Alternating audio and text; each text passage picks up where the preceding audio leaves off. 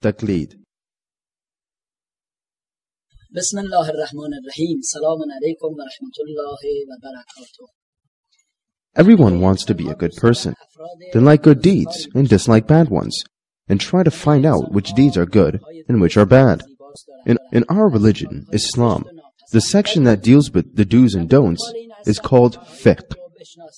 In their books of rulings, or Tawziya Masab, our scholars say it is a religious obligation for everyone to learn the practical laws pertaining to their lives.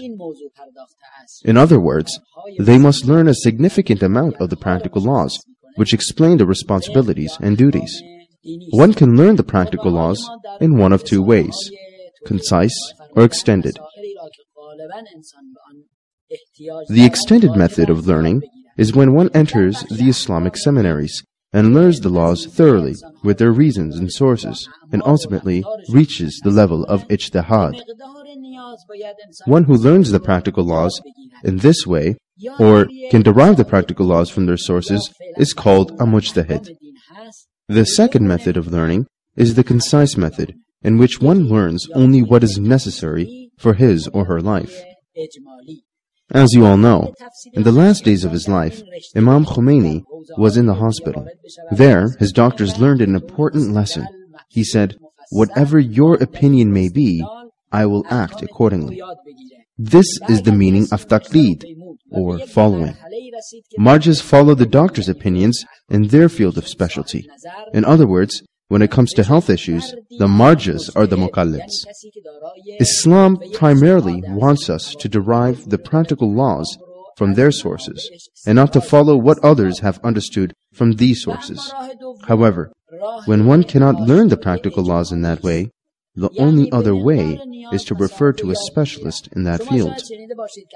Of course, other than ijtihad, a marja must have other qualifications as well. One of these qualifications is being just, meaning he must be in the habit of performing his religious duties and refraining from sins. As a result, in order to perform our religious duties correctly, we must either derive the rulings ourselves or follow someone that is qualified who can do it for us.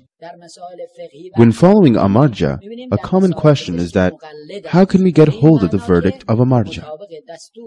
The answer is that there are three ways. The first is to hear it from the marja himself. The second is to read it in his book of verdicts, or risala. And the third is to hear it from two or even one reliable person. The next topic is about the different types of rulings. There are 5 types of rulings. 1. Wajib is a ruling that means that an act must be performed. 2. Haram is a ruling that means an act must be refrained from. 3. Mustahab is a ruling that means an act is recommended to be done. 4. Makruh is a ruling that means an act is recommended not to be done. 5. Mubah is a ruling that means an act is neither recommended nor necessary to be performed or refrained from. The most important religious duty is prayer.